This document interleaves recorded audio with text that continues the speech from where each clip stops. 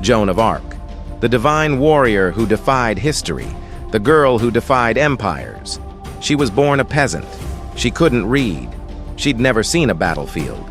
But within just 2 years, Joan of Arc would command armies, shatter sieges, and crown a king, before being betrayed and burned at the stake. Imagine medieval France, torn by civil war, crushed under English rule, and abandoned by a demoralized monarchy. Into this chaos stepped a teenage girl from a forgotten village. She didn't come with armies or gold, but with visions, unshakable faith, and a fire that no one could extinguish. This isn't just the story of a saint. It's the story of how conviction, against all odds, reshaped history. Through ancient trial records, battlefield forensics, and modern psychology, we uncover the truth behind the divine warrior who defied an empire. The voices in the field. Joan of Arc was born in 1412 in Domremy, a small village in northeastern France. At age 13, in the quiet of her father's garden, she claimed she heard a voice. It wasn't just any voice, it came with visions. She described seeing Saint Michael, the archangel of warriors, Saint Catherine, the defender of purity Saint Margaret, a martyred Christian visionary. The voices told her she had a divine mission to save France from English rule and help crown Charles VII as king. Scientific interpretations. Historians and scientists have debated Joan's experiences for centuries. Some theories include temporal lobe epilepsy, which can cause vivid religious hallucinations, ergot poisoning, a fungus in rye bread that causes hallucinations, linked to the Salem witch trials, auditory hallucinations due to stress, trauma, or extreme religious devotion. But these theories don't explain everything. Joan often provided verifiable information, like a buried sword behind an altar in Fierbois and details of military events before news could have reached her. The journey to Chinon. In early 1429, Joan left her village escorted by just a few men to reach Prince Charles at Chinon. She crossed 300 miles of war-torn country, evading patrols and hostile forces. When she arrived, the prince disguised himself to test her, but Joan instantly recognized him, something no outsider should have been able to do. Eyewitnesses claimed she spoke confidently of divine visions and military victories yet to come. Even skeptics were stunned. The warrior in white, Siege of Orléans, a turning point. At just 17, Joan was granted command, an unheard-of move in a time when women couldn't even serve in the military. She arrived at the besieged city of Orléans in May 1429. While generals debated tactics, Joan led charge after charge, carrying her white banner. She didn't fight with a sword. Her power was inspiration. Under her leadership, the French broke the siege in 9 days. Morale skyrocketed. The tide of the 100 Years' War began to turn miracles. On the battlefield. Joan was wounded by an arrow to the shoulder, but returned hours later, leading a final assault that turned the English back.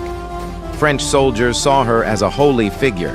Even English commanders feared her presence, whispering of sorcery. Her next victories came swiftly: Jargeau, Meung-sur-Loire, and Patay, where the English suffered their worst defeat in decades. The coronation at Reims, Joan's greatest political success, was guiding Charles VII to Reims, the traditional site of French coronations. Through enemy territory, she led the Dauphin and his men safely. In July 1429, Charles was crowned King of France. Joan, standing beside him, had fulfilled her divine mission, just over a year after leaving her village. The fall from grace, political intrigue and betrayal. After Reims, Joan wanted to march on Paris. Charles hesitated. Political factions in his court distrusted her growing power. Still loyal, Joan fought a failed assault on Paris and was eventually sent to defend Compiègne. There, in May 1430, she was captured by Burgundian forces, allies of the English. Strangely, no rescue attempt was made.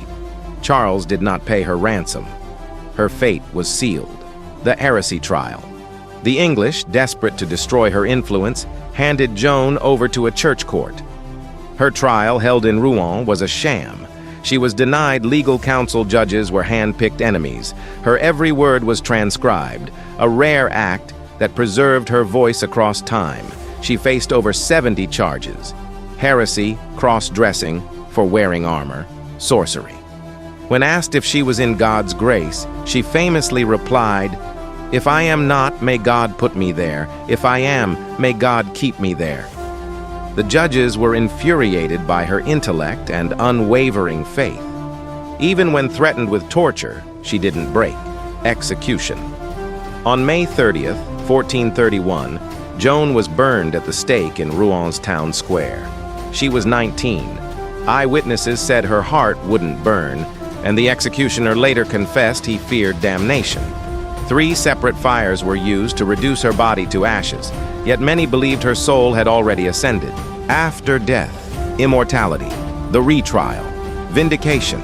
25 years later, under pressure from Joan's family and the French crown, the church opened a retrial.